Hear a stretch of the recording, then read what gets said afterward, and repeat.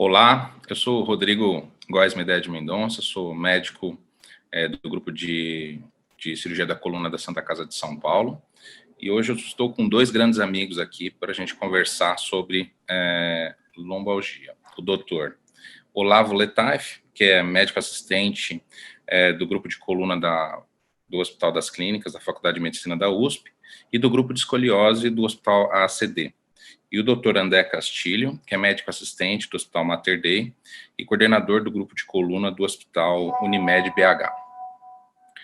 Vamos lá? Vamos conversar um pouquinho sobre o assunto, né? Dr. André, vamos lá, lombalgia. A gente costuma ver bastante no consultório, né? Na emergência.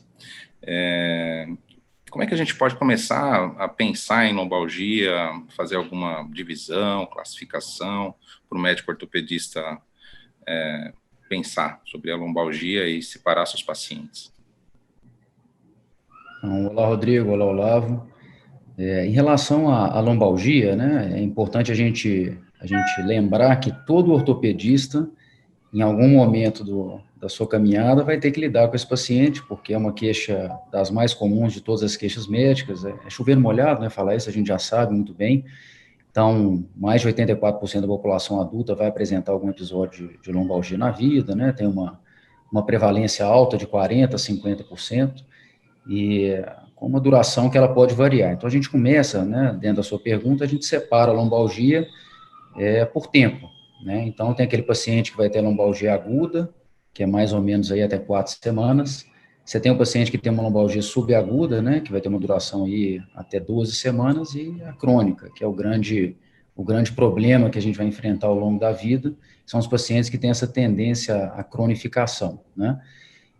Em relação então, essa cronológica, né, uma definição e uma classificação cronológica, e quando a gente pensa em causa, a gente pode separar a lombalgia, né, eu normalmente separo e oriento essa separação em 3 grandes grupos, né, que você tem os pacientes com lombalgia não específica, os pacientes com lombalgia específica, e um subgrupo que são os pacientes com lombalgia radicular, aqueles pacientes que vão ter hérnia de disco, estenose de canal, estenose de forame, que vão cair dentro desse grande grupo aí dos pacientes com dor, com irradiação.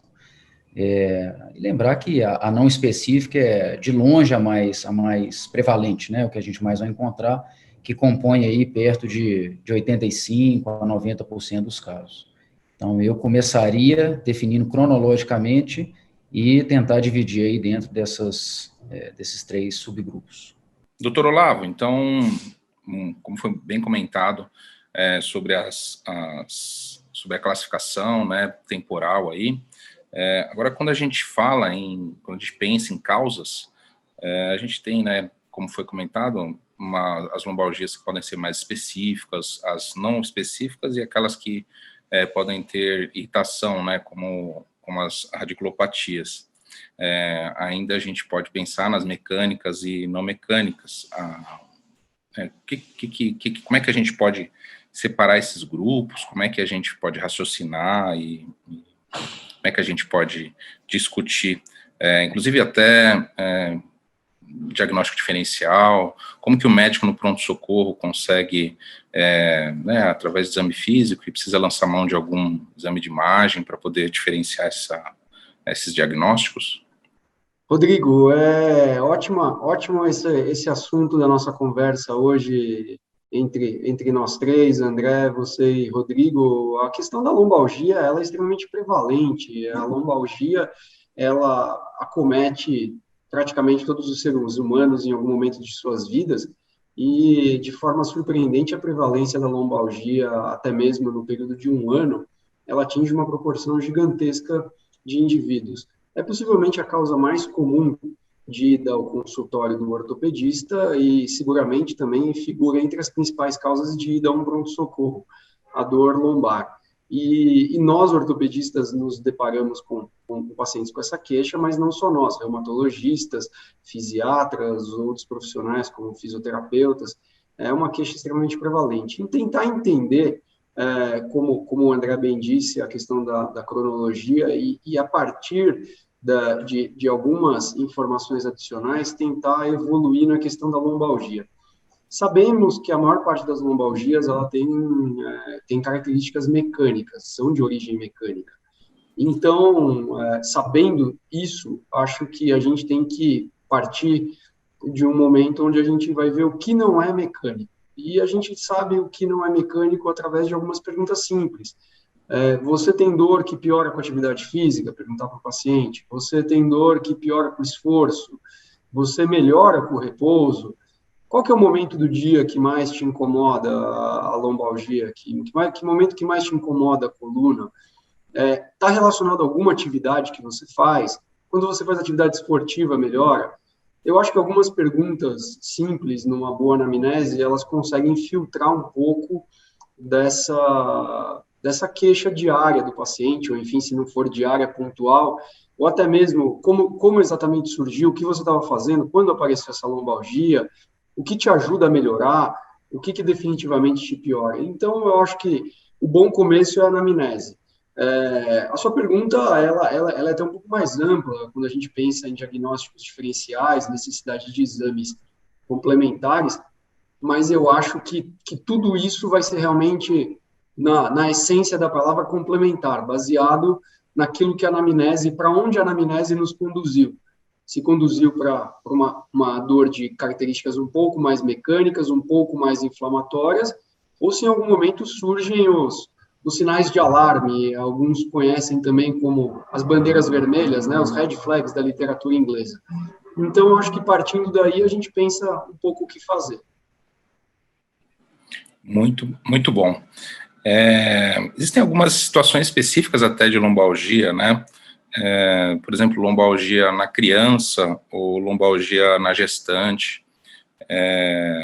Doutor André, gostaria de...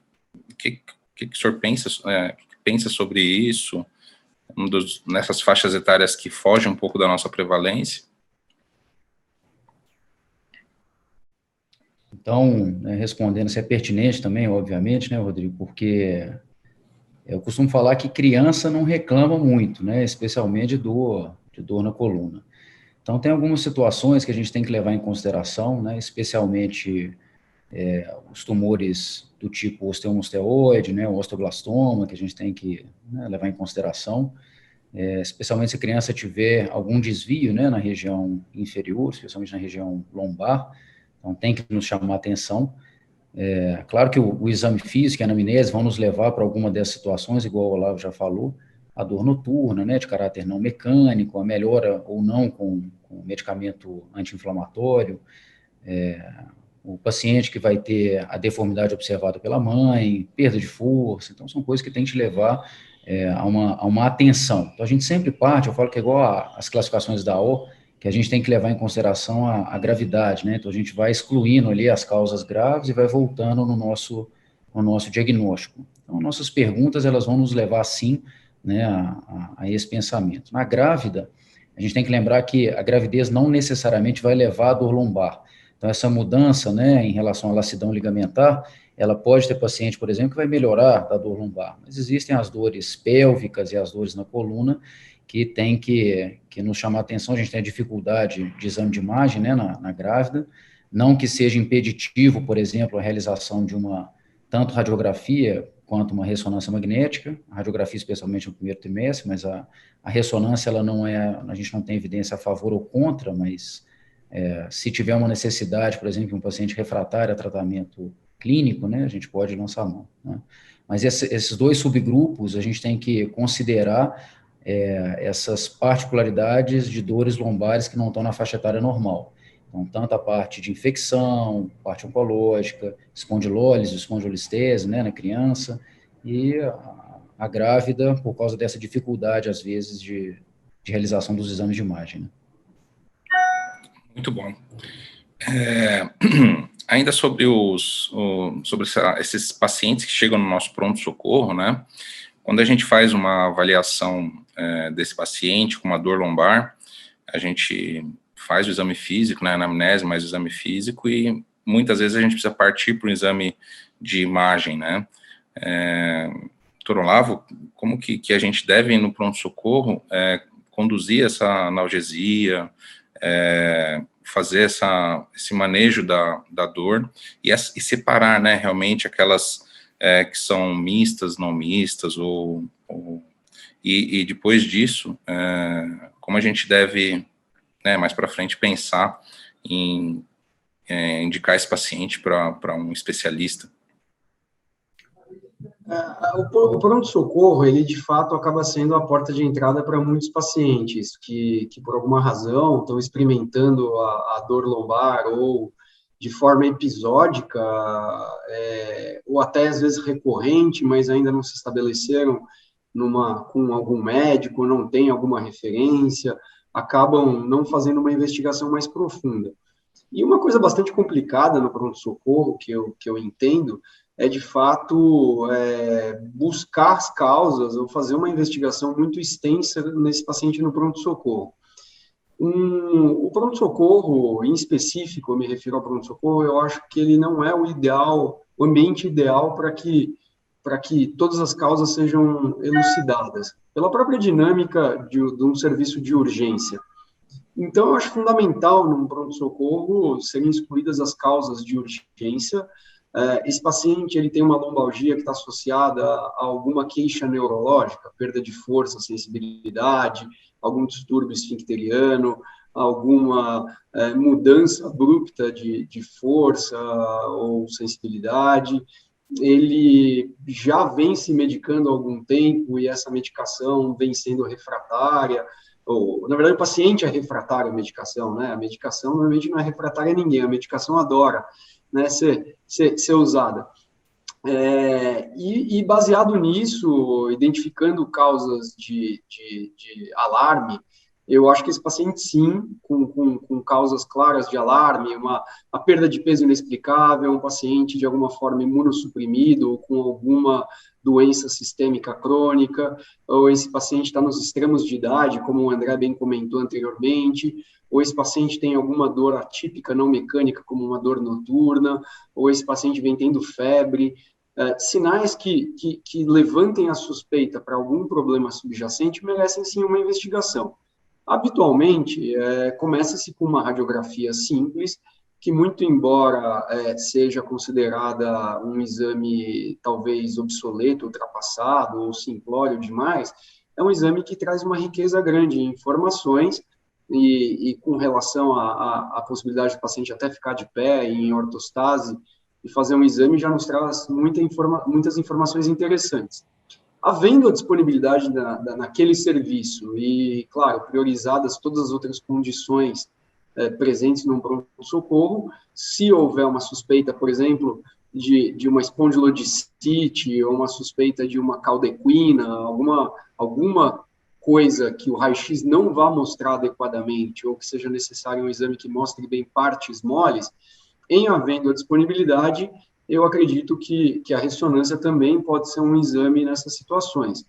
Outros exames, claro, como eletroneuromiografia, a própria tomografia, que acaba tendo até um caráter de planejamento pré-operatório em algumas situações, eu acho que elas vão ser muito mais bem, exames de sangue, de um modo geral, acabam sendo mais bem conduzidos em consultório. Eu acho, então, que o pronto-socorro, ele realmente tem que se cumprir o papel para qual ele existe, que é tratar as urgências. E dentro desse universo, nós temos que nos cercar de que realmente a gente não está diante de uma urgência. Não estando, orientar a ser acolhedor ao paciente e controlar, se possível e se pertinente, a dor dele também no pronto-socorro, com as medicações disponíveis. André, quer comentar alguma coisa aí sobre que o Olavo comentou? Só um comentário rápido. Em relação a exame de imagem, a gente tem que lembrar que é o seguinte, em geral, o exame de imagem não é necessário, né? Então, a imensa maioria das vezes, o Olavo bem colocou, a gente não precisa de exame de imagem, né, para ser realizado aí no pronto atendimento. E uma coisa importante em relação à analgesia, né, a gente tem que tomar cuidado com a parte de uso de opioides, né? Então, sempre eu tento começar, se o paciente não tiver nenhum fator de risco, né, para doença renal, por exemplo, com um anti-inflamatório, deixa uma dipirona, né, naquele momento, na maioria das vezes o paciente vai melhorar, e eventualmente, se ele não tiver uma melhora, a gente inicia com um opioide mais fraco, né. Então, era só para deixar esse comentário, porque isso é uma coisa prática, né, do dia a dia do pronto-socorro.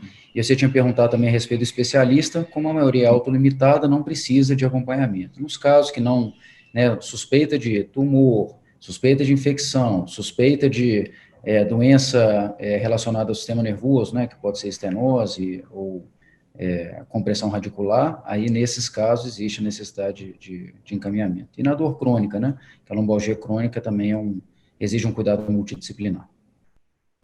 Legal. Então, a gente, como foi muito bem explicado pelos colegas, a gente tem esse paciente que muitas vezes abre o quadro precisando de ajuda no pronto-socorro, né? A maioria das vezes ela é autolimitada, mas muitas vezes ela precisa de um segmento, como foi bem comentado agora pelo André. E quando precisa desse segmento, aí acho que um ortopedista geral, ele tem a formação para saber manejar, mas muitas vezes vale a pena também uma consulta com especialista, caso tenha uma dor mais específica. E sobre o tratamento, para iniciar um tratamento conservador, como você começa a fazer isso, Olavo?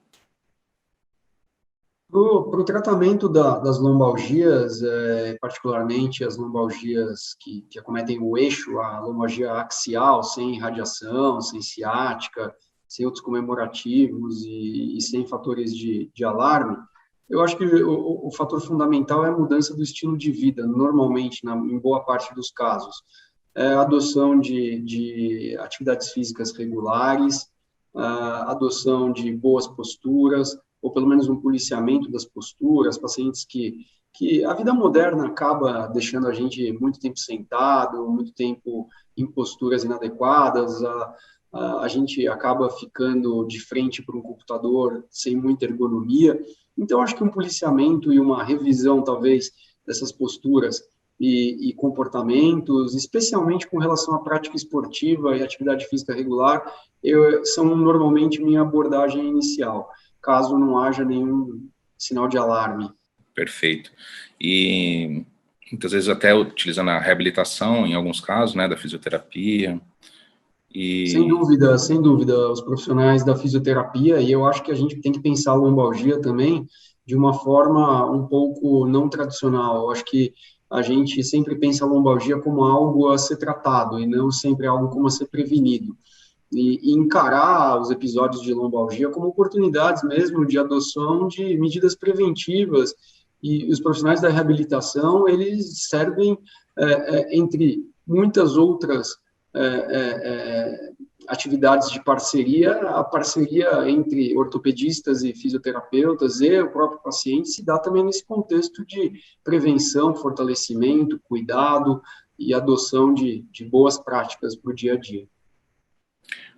André, gostaria de comentar algo ainda sobre o tratamento conservador? Obrigado, viu, Olavo? Isso que o Olavo falou é muito interessante, nessa questão do pensamento sobre lombalgia, e tanto nós quanto os fisioterapeutas temos um papel educacional, né? Então, a gente tem alguns pilares, né, do tratamento.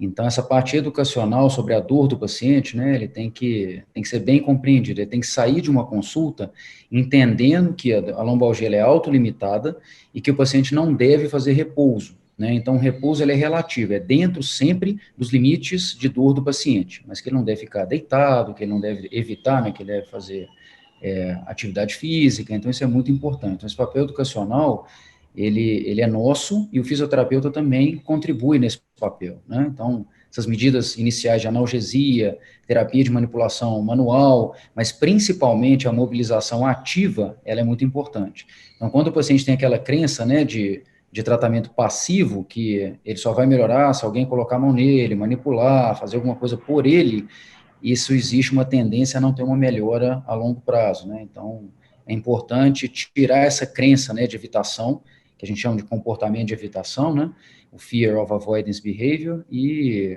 tratar a cinesiofobia. Isso é um pilar muito importante. Autocuidado, né, que são coisas que a gente tem sempre que lembrar.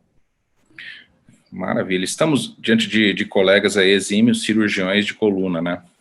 Quando realmente o doente vai precisar cair nas mãos aí dos colegas por um procedimento cirúrgico?